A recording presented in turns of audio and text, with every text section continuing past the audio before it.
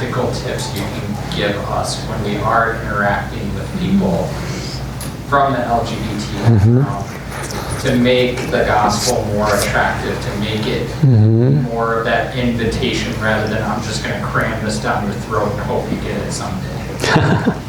Yeah, that never works. The reality, people ask the question, how do we evangelize the gay community? And the answer really is the same way you do everybody. It's building relationship in such a way that you have opportunity to share how the Lord is transforming you, how He's changing you, how He's blessing you. I mean, it's making the Lord attractive to this community, and it's showing them love. And sometimes people will say, well, I don't want to condone what they're doing. Well, loving is not condoning. We can love people and we don't have to be in agreement with their lifestyle. So you can love your gay neighbor. You can do acts of service. You can be kind to him or her. Because those are the stories that I hear of people that then leave the LGBT. It wasn't that I've never heard a story, I lost a debate, I was argued into the kingdom. I've never heard that, but what I have heard is, I had this Christian coworker and he brought me a coffee. And it just radically, it spoke to me. Or, the Christian neighbors in my apartment would invite me over for dinner. And they just loved on me. So to me, there has to be a relational component to it, and it's really where we have to build a relationship. There's a really great book, Rosaria Butterfield. So I think it's like Stories of an Unlikely Convert or something like that. But it's her testimony, and she was a radical lesbian professor. So she was at the college level. I mean, just radical. But this pastor kept inviting her over for dinner. And him and his wife would just love on her. And she became a Christian, and it was a radical conversion. Again, those are the stories that I hear of people changing. Yeah, in conjunction with that, a number of congregations that I'm familiar with right now, we're trying to change the word evangelism to care. Yeah. Because if you care about somebody, that's a great way to get into the door. Yeah, absolutely. People don't care how much you know until they know how much you care. Yeah. Alex? Is there a psychological difference from people who struggle with homosexuality versus transgender? Because you explained it's broken homes with same-sex attraction, with relationship with your dad or mom. Is it the same for that? Is it the same conversation? Yeah. So the factors that can set somebody up for those struggles tend to be quite similar. Although with the transgender issue, the prevalence of mental illness is more significant. Gender dysphoria is a mental illness, and in the same way that somebody struggling with anorexia. Somebody struggling with anorexia can be skin and bones. They look like they just got out of a concentration camp, but they look in the mirror and they see a fat person. It's the same thing for a transgender person. They're a boy, but they look in the mirror and they see a girl. And so that is a mental disorder. Unfortunately, what we're doing now is we're affirming mental disorder instead of helping people change their minds to come into agreement with their body. We're changing their bodies to come into agreement with their mind, which is the wrong way to do it. And interestingly enough, we're seeing a growing detransitioning movement happen where I just did a podcast with a young man, and he was in his 27 now, but in his early 20s. He transitioned surgically, everything, and then met Jesus and is detransitioned, but can't glue parts back on, So it's a tragic thing, and there's so much mental illness with the transgender issue. Now there's mental illness with gays and lesbians as well. There's a higher prevalence of anxiety and depression and substance abuse, but it's just like to the nth degree with the trans person. And the funny thing is that there's so much fracturing within the LGBT community. Lesbians hate transgender women because they're not women. These are, so it's like, Imagine that. I imagine that, right? What else? Other questions? You and then Lucas. Yeah. So for us who haven't had those struggles, what can we do to help join the fight? Yeah. So here's what I tell churches. Don't make the LGBT community a special project or, we're going to help those people. First and foremost, make your congregation a place where the Holy Spirit is healing and transforming people, and then invite the gay community into what God's already doing at your church. And so that's one thing, and that, of course, then that we can apply that on a personal level. Like if God is moving in you and healing at you, you have something to offer hurting people, because healed people heal people. Okay, and that just happens naturally. That's just that river of life that flows out of you. So that's kind of like the spiritual realm, but I encourage people to be good citizens, to know what's happening. If you're a parent, to know what's happening in the public schools, what's being taught. Even if your kids don't go there, you can still have an impact and still protect kids, like I did with the our drag queen story hour. Being a voice at, school council meetings, being involved in city government. The city that I live in passed a conversion therapy ban. But so giving voice to those things, and then, on a state level as well, praying for these things. If you want to know what's happening politically or in government or legislatively, I encourage you to go on the Minnesota Family Council website, mfc.org, because they are always, they're putting stuff out there. There's another, what's his name? Oh, I can't remember now, but maybe it'll come to me. There's people that are out there that you can align yourself with that will keep you informed, and how to stay involved and be in the fight. Yes?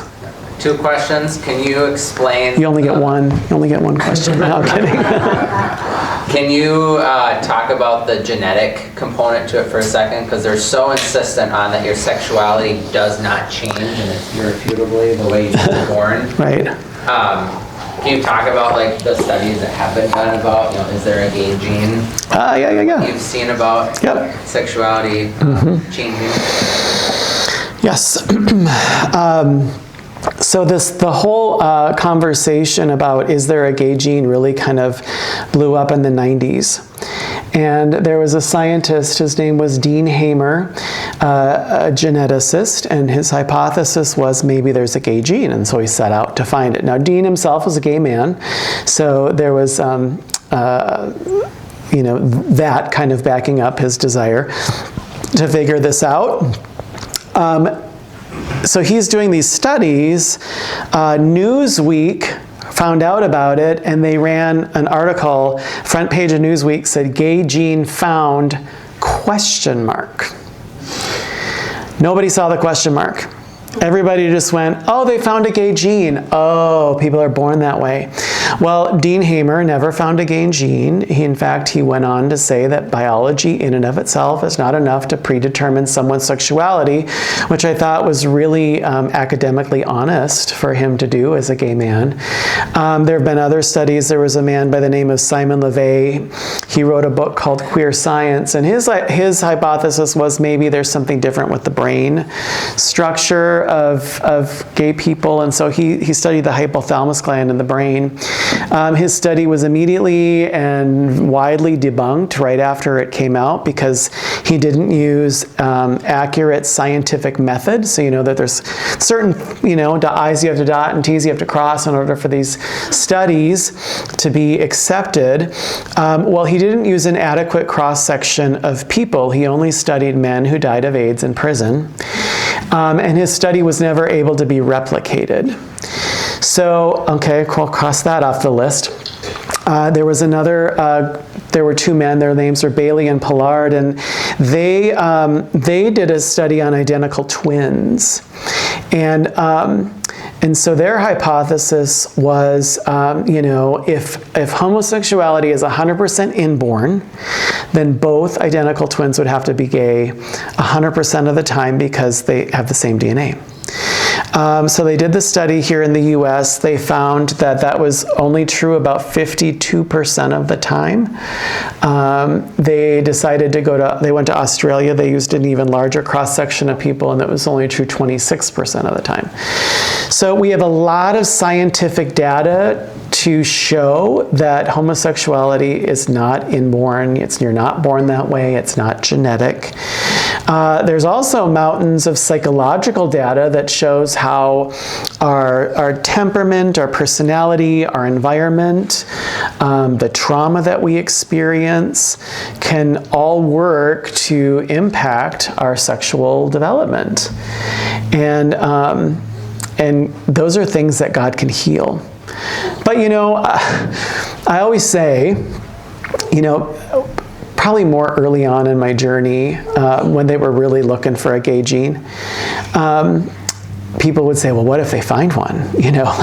What is that going to do for you? If you were born this way? And my response was always the same. Well, I don't care how I was born. The Bible says I can be born again. Mm-hmm. So that's what I'm going to do. I was speaking at St. Cloud State. It was me, and then there was another lesbian, and we were talking about this afterwards, and this was really interesting.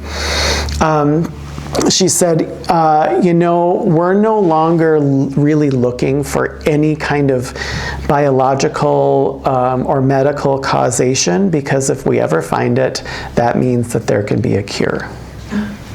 Wow. What was that again? Sorry. If they were to find a biological or medical cause, then there's the possibility of a cure. So they're not even looking anymore. Sure. They just, Lady Gaga sang the song, Born This Way, and that solidified it, and everybody just thinks you're born that way. But it's like, there's nothing that is out there that proves that. It does seem that a lot of times people who walk in the alphabet community, that they have come from a hurtful background, Oh, yeah. hurtful growing up, a lot of trauma in their life. Do you find that to be almost all the time? All the time, yeah. With this caveat, okay, so, you know what, I have a slide. Well, I'm not going to find it.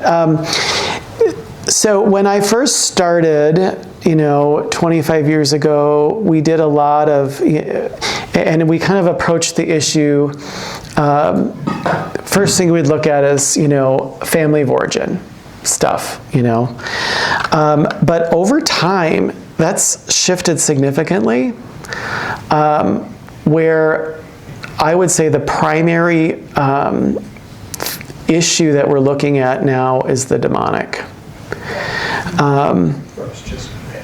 Yeah. We have a group of parents, and this is the question that they ask. They'll say, I know I wasn't a perfect parent. I made mistakes, but our home wasn't that horrible. Why? And then their kids are going off the deep end, and with the transgender, and it's really off the deep end. It's demonic, and we're at the point in society where so many protections have been lifted and laws have been changed and doors have been opened to the demonic, that satanic entities are grooming our kids. They're grooming them towards these things. And, it's just crazy to me, 'cause the stories that people tell me now are different than, the stories that they would maybe tell me 25 years ago. But yes, there is trauma. We need to be trauma informed. There's always wounding. Wounds open the door too for the enemy and his lies.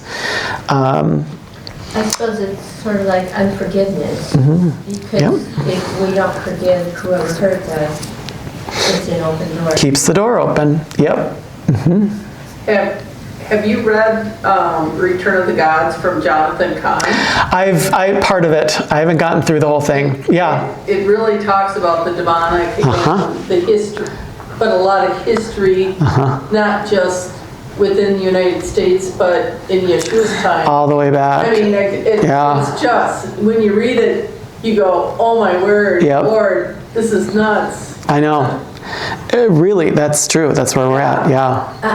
After reading that book, it opened up my eyes because I thought, oh, well, this is just in today's thinking. This is what's going on. It's been all,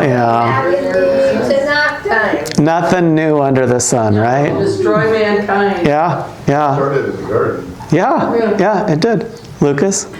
My other question I was going to have is, can you explain the type of prayer and deliverance that you do with your clients? Because everybody has such a different understanding of what deliverance ministry means. So could you explain some of that? Yeah, I mean, I make a distinction between deliverance, so demonic deliverance, and then inner healing. Demonic deliverance is demonic deliverance. Inner healing is where Yeshua comes and binds up our broken hearts and heals the wounds and traumas and things that we've experienced and reframes them in such a way that we're able to move forward differently and we're able to see things differently. And so the healing prayer model that I use is something called Emmanuel prayer. There's a lot of great inner healing models out there. There's Sozo, there's Theophostics. I've learned a little bit about those, but what's really, I think, been the most effective has been something called Emmanuel prayer. And Emmanuel prayer, it's inner healing that, prayer that was paired with what we know about how trauma affects our brains. And so it just kind of works well with how God made us to heal. And really, to put it super simply, we know Emmanuel is God with us. And the definition of trauma is an overwhelming event that exceeds our capacity and we felt alone. So anything can be traumatic to a child, to a person, if those components are present, okay? And when trauma happens, the pain gets stuck in our brains. That's why we have PTSD or flashbacks or those sorts of things, okay? When we can pray with a client and help them see Yeshua with them at the point of the trauma, it changes things because they weren't alone. And it gets the pain processing pathway in the brain working again, and that pain can metabolize out. And so that's really what we're trying to do with healing prayer, is just to help people see God with them. I don't know. It changes everything when God's with us, right? That's right. Yep, at the back. Do you ever, I'm just the overwhelm, it just would be so easy to get discouraged. Yeah. And want to give up. And especially you see so many changes in years, and then the book, but are you seeing kind of a shift in the public being more bold or speaking up you know, their views on this, you know, against the mainstream lies. So, two things. First of all, yes, it is very easy to get discouraged. And if my eyes were fixed on culture, or the shifts that I've seen in the church or what the enemy is doing, I would not be in this line of work anymore. I have to work hard to keep my eyes on Jesus, and I do that. I get to do that when I meet with people and I see Jesus transform them and do miracles in their lives. That's what keeps me coming back, is those moments of inner healing where God takes the most impossible trauma and he somehow turns it around, and that person walks out changed, and I go, okay, sign me up again for this.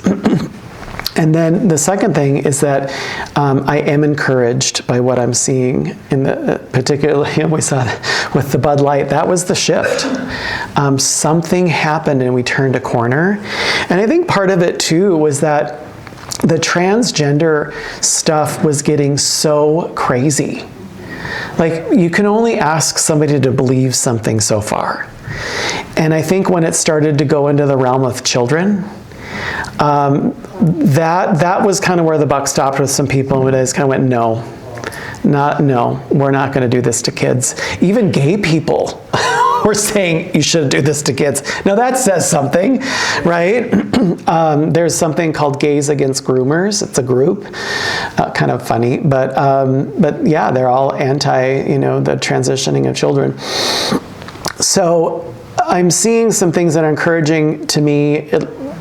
A lot is riding on this Supreme Court decision, because that will determine I know if we lose that case, Minnesota's coming for me. I know they are. They're just waiting for that to happen, which is a little unnerving, but on the other hand, whatever. Come get me. Sounds like kind of like a little vacation. Like, just put me in a cell somewhere. I'll sleep. No, I'm joking. I know it's only a limited window of time. Say that again, what? I know we're only in a limited window of time where the presidency is concerned. Right. This isn't about whether you hate or love Donald Trump. Right. But this man, through his Secretary of War, put over 8,000 transgender members out of the United States military in order to return it to a war machine and a fighting machine, which is what it was created for. Right. No more sex change operations paid for by the government, and on and on and on. So while this is not permanent and there could be a huge backlash come the next election, at least for now, the environment is on our side. Yes. Put it that way. So that's a wonderful thing. It's a wonderful thing. And like I said, the timing of the Supreme Court case couldn't have been more perfect, because we had the U.S. Solicitor General arguing for us, which was shocking to me, that the full power of the U.S. government would be on our side. Wow. That wouldn't have happened 4 years ago. So with God, all things are possible. But with God, all things are possible. So he's turning things around. And the great news is that the reason we're seeing all this darkness is because more light's shining. That's the great news. That's right. That's right. I was thinking about that this morning. The true light is already shining. Yeah. Thank you for being here. Thank you for having me. One more question there in the back.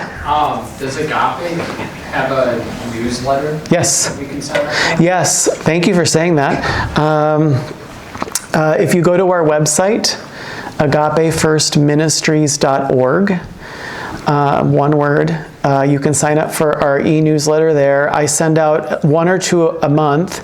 So if you want to stay, I have a slide here. Let's see, it will go all the way to the end. Whoa. If you go to our website, you can sign up for that there, and you'll be able to see I had all this extra stuff I was going to say, and we didn't even get through half of it.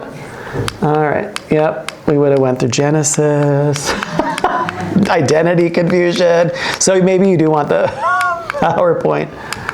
But I have a slide at the very, very, very end. Yeah, see, we didn't get through much. We did talk about some of this stuff, though. I weaved it in. Okay, there's a faster way to do this, I think. But maybe...